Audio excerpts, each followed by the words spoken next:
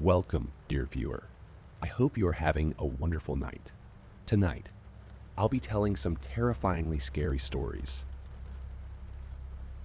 I hope you are warm and ready. Let's begin.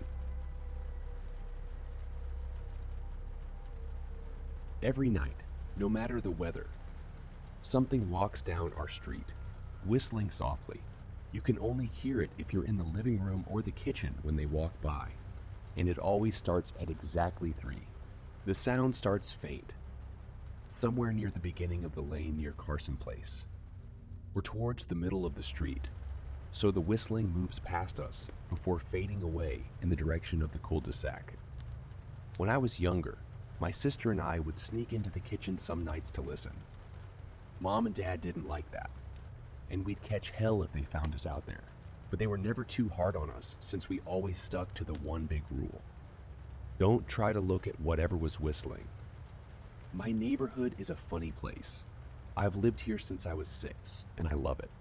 The houses are small but well kept, with good-sized yards and plenty of places to roam. There are a lot of other kids here my age. I turned 13 back in October. We grew up together and would always play 4 square in the cul-de-sac, or roam around from back porch to back porch in the summer. This was a good place to grow up. I'm old enough to see it, and there's only 2 strange things here: the night whistling and the good luck. The whistling never bothered me much. Like I said, I couldn't even hear it from my bedroom. But Mom and Dad don't like talking about it, so I've stopped asking questions. My dad is a strong guy, tall and calm. He has had an accent since he moved to the US as a kid. His family and my grandparents are from the islands. That's what they call it. My dad says the only time he isn't so calm is if the whistler comes up.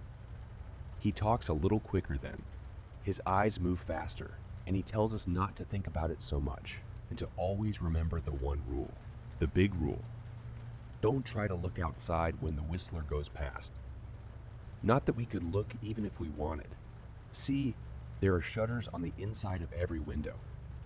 Thick pieces of heavy canvas that pull down from the top and latch to the bottom of the window frame. Each latch even has a small lock, about the size of what you'd find in a diary.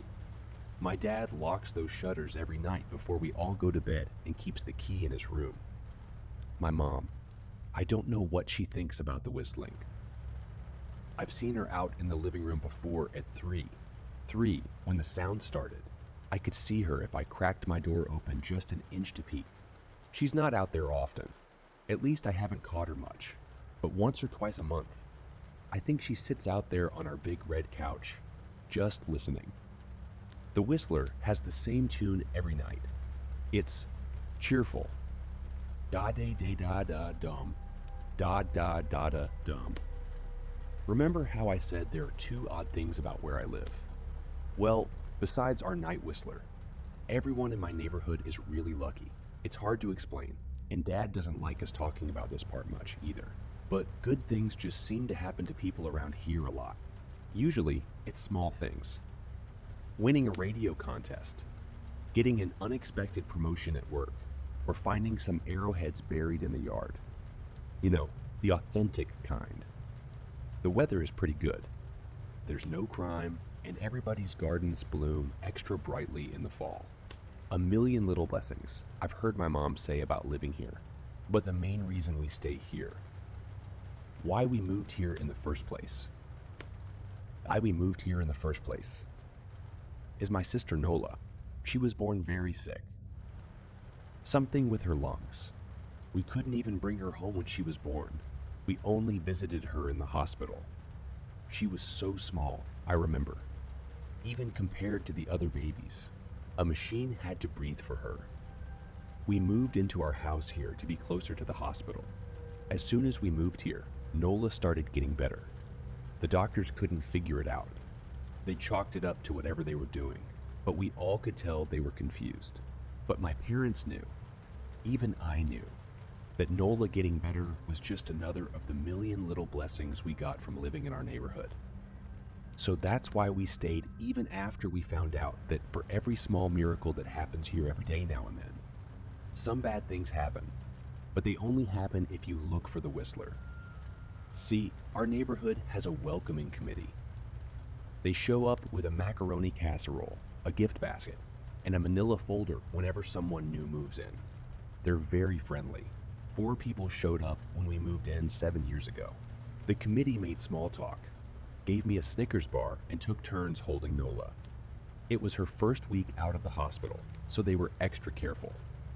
Then the committee asked me to speak to my parents in private, so I was sent to my room, where I still managed to hear nearly every word. The welcoming committee told my parents about how nice the neighborhood was. Really exceptionally, hard to explain, kind of nice. And then they told my parents about the even harder to explain whistling that happened every morning at 3. 3 and ended at the tick of 3:5. The group, our new neighbors, warned my parents that the whistling was quiet and would never harm or hurt us, as long as we didn't look for what was making the sound. This part they stressed, and I pushed my ear into the door, straining to hear them. People who went looking for the whistler had their luck change, sometimes tragically. A black cloud would hang over anyone who looked. Anything that could go wrong would the manila envelope the committee brought over contain newspaper clippings, stories about car crashes and ruined lives, public deaths, and freak accidents. Not everyone dies. I heard the head of the committee tell my dad, but life goes out of them. Even if they live, there's no light in them ever again, no presence. My mom, I could tell she wasn't taking it seriously. She kept asking if this was some prank they play on new neighbors. At one point, my mom got angry, accused the committee of trying to scare us out of our new home, and asked them if they were racist on account of my dad being from the islands. My dad calmed her down and told her he could tell our new neighbors were sincere, and that they were just trying to help us. He explained that he grew up hearing these kinds of stories from his mom, and that he knew there were strange things that walked among us. Some of those strange things were good and some were bad, but most were just different. After the committee left, Dad went out to the hardware store, bought the canvas blinds, the latches, and the locks, and installed them on every window in the house after dinner. That first night in our new house, I crept out of my room at 3 a.m., only to find my dad awake, sitting on the living room couch, holding my baby sister. My dad held up his finger in a shit motion, but patted the couch next to him. I sat and we waited. At exactly 3:03, we heard the whistling. Da da, da da da dom. Da da da da, dom. It came and went, just like our neighbors said. The whistling returns each night and we never look, and we enjoy our million little blessings every day. Nola breathes on her own, and she's grown into a strong, clever girl. My dad even joined the welcoming committee. We don't get new neighbors often. Why would anyone want to leave? But when a new family moves in, my dad and the committee bring them macaroni casserole, a gift basket, and the manila folder. I can always tell by the look on my dad's face when he comes back if the family took the committee seriously or if we'll be getting new neighbors very soon. Not long ago, a family moved in directly next to us. The previous owner, Miss Maddie, passed away at age 105. She'd lived a good, long life. Our new neighbors seemed like they'd fit in just fine. They believed the welcoming committee and took my dad's advice about the locking shutters, since they had a young child of their own. Whatever newspaper clippings were in that manila envelope, whatever evidence, my dad never let us see. But I imagine it must have been awfully convincing, since our neighbors got along with no issues for the first month. One night, when our new neighbors had to leave town, they sent their son, Holden, to stay with us. He was 12, a year under me in school. I didn't know him well before that night, but as soon as his parents dropped him off after dinner, I could tell it was going to be a bad time. "Do you know who is always out there whistling every night?" Holden asked the moment the adults left the room. The 3 of us were sitting in the den, some Disney movie playing idly on the television. My sister and I exchanged a glance. "We don't talk about that," I said. "I think it's that weirdo that lives in the big yellow house on the corner," Holden said. "Mr. Tolles?" my sister asked. No way, he's really nice. Holden shrugged. Must be a psycho killer then. Nola tensed. We don't talk about it, I repeated. Let's go in my room and play Nintendo. We spent the next few hours playing games, eating popcorn, and then watching movies. It was a typical sleepover, but I could see Holden was getting antsy. After my parents had wished us a good night, locked the blinds, and gone to bed, Holden stood up from his beanbag and walked over to where Nola and I were sitting on my bed. Have you ever even tried looking? He asked. It's nearly time. Like most sleepovers, we'd conveniently ignored any suggestion at time. I was shocked to see he was right. It was almost 3 a.m. I sighed. We don't. See, I can't. I can't even try to look because my dad locks the blinds every night and hides the key, he continued, ignoring me. So does our dad, said Nola. No, replied Holden. No, he doesn't. You saw him do it, I said, a little sharper than I meant to sound. Holden grinned. Your dad locks the blinds. Yeah, but he doesn't hide the key. He keeps it right on his normal keychain. So, I asked, worried that I already knew what he would say next, because I had noticed that my dad didn't bother hiding the key anymore after all of these years, because he knew we took it seriously. So, after your dad locked up, but before your parents went to bed, I went to the bathroom, and on my way, I may have peeked into their room, and I may have seen your dad's keychain on his nightstand, and I maybe went and borrowed the key to blinds. Nola and I stared, and his grin only grew wider. You're lying, I said. Holden shrugged. You can check if you want. Just open your parents' door and look. You'll see his keychain right there on the nightstand. Stay here, I told both of them. Don't move a muscle. I hurried over to my parents' room, but hesitated at the door. If Holden wasn't lying, my dad would be angry. Beyond angry. I was scared thinking about it. But I was more scared of an open window with the whistler right outside. I opened the door, barely an inch away, and looked in, but it was too dark to see. Taking a deep breath, I walked into the room. 2 steps into the dark, I froze. The whistling started, and I could hear it clearly from my parents' room. I never realized it, but they must have heard the sound every night since we moved into the house. They never told us. I don't think I could have slept through it. I stood there listening to the whistling come closer, unsure whether I should turn on a light or call out for my dad. Soft sounds from the living room brought me back to reality. Nola, I yelled, running out of my parents' room. Holden and Nola were standing near the front door, next to a window. Holden wasn't lying. I could see him fumbling with the lock on one of the blinds. I heard it click. He did have the key. Holden let out a quick laugh. Nola stood next to him, hunched up, afraid but maybe curious. The whistling was right outside our house now. I think I made a sound and called out. I can't remember. Time felt frozen. Clock hands nailed to the face, but I found myself moving. I'm not fast, and I've never been athletic. Somehow, though, I covered the space between myself and Nola in a moment. My eyes were locked on her, but I heard Holden pull the blind all the way down so it could release. I heard the snap of it start to raise, and I heard the whistling just on the other side of the window. But I had my arms around Nola, and I turned us so she was facing away from the window. At the same time, I jammed my eyes shut. The blind whipped open. The whistling stopped. I felt Nola shaking in my arms. Don't look, okay? I told her. Don't turn around. We were positioned so that she was facing back towards the hallway, and I was facing the window. My eyes were still closed. I felt her nod at my shoulder.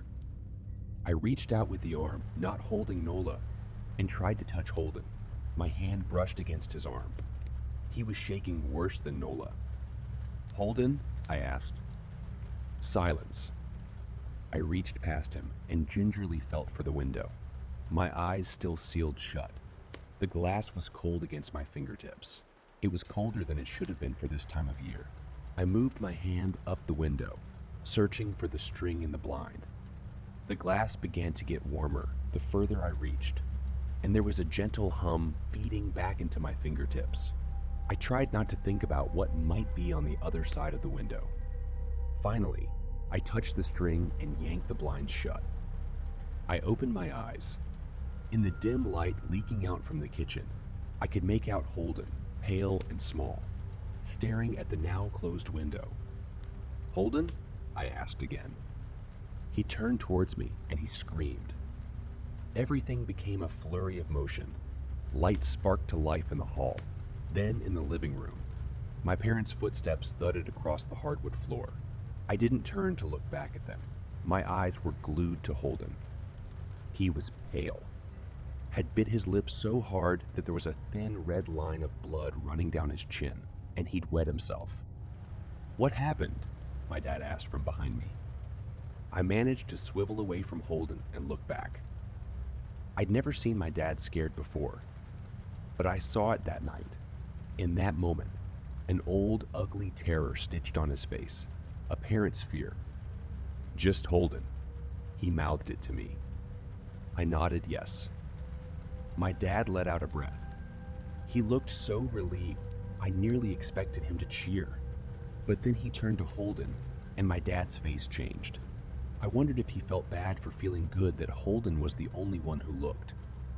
There was a knock at the door. We all froze. Holden whimpered. "Don't answer it," my mom said. She stood at the threshold of the hall. I'd always thought she was a skeptic and just humored my dad about the windows and the whistler, but that night we were all believers. I noticed that both of my parents held baseball bats they must have taken from their bedroom. The knock came again, a little louder this time. "Please don't open the door," Holden whispered. My dad walked over to him and hugged him close. "We won't," my dad promised, still holding his bat. "Nothing is coming in here tonight." Thud, thud, thud. This time, the knocking was loud enough to rattle the door. Holden screamed again, and Nola clutched her arms around my neck. My mom came over and knelt down next to us, wrapping my sister and me close. Thud, thud, thud. "Call the police," my mom whispered to my dad. The knocking instantly stopped. My dad looked over his shoulder at us. "Do you think?" He was cut off by frantic knocking that trailed off to a polite tap, tap, tap. "Police," something said from the other side of the door. The voice from outside sounded exactly like my mom, like a parrot repeating the words back to her. "Police. Call the police. Tap, tap, tap, police." My mom pulled us closer. "Police, police, police, police." "Please stop," I heard her whisper. "I don't think calling them will help," my dad said. "How will we know when they're the ones at the door?" The knocking came back harder than before. The door shook. Then it stopped. After a long moment, I heard the knocking again. But it was coming from our back door. We all turned together towards the back door, but the knocking immediately returned to the front door. Front to back to front, loud, then quiet, then loud again. Suddenly, the sound was coming from both doors at once. Big, heavy blows like a sledgehammer. Then something started rapping against all of the windows in the house. Then the walls. It was like we were living inside a drum with a dozen people trying to play at once. Or we were a turtle, and something was attempting to claw us out of our shell. "Stop!" Holden yelled. The knocking died. "I won't tell," Holden said, staring at the door.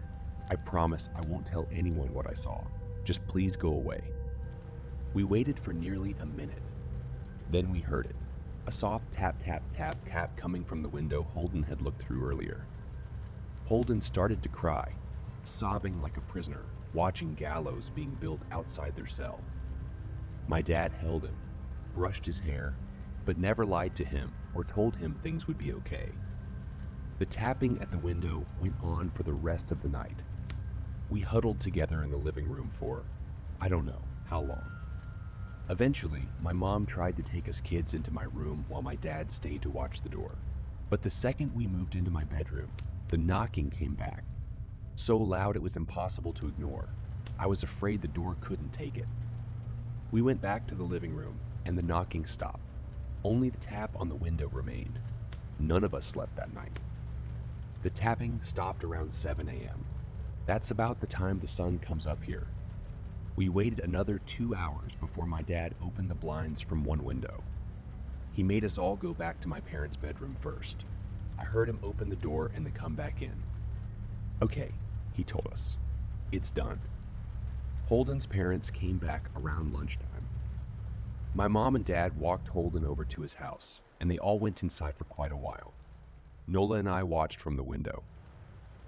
She stuck to me the whole day, right by my side, sometimes holding my hand. When my parents came back, they looked grim, but wouldn't tell us what they said to Holden's family.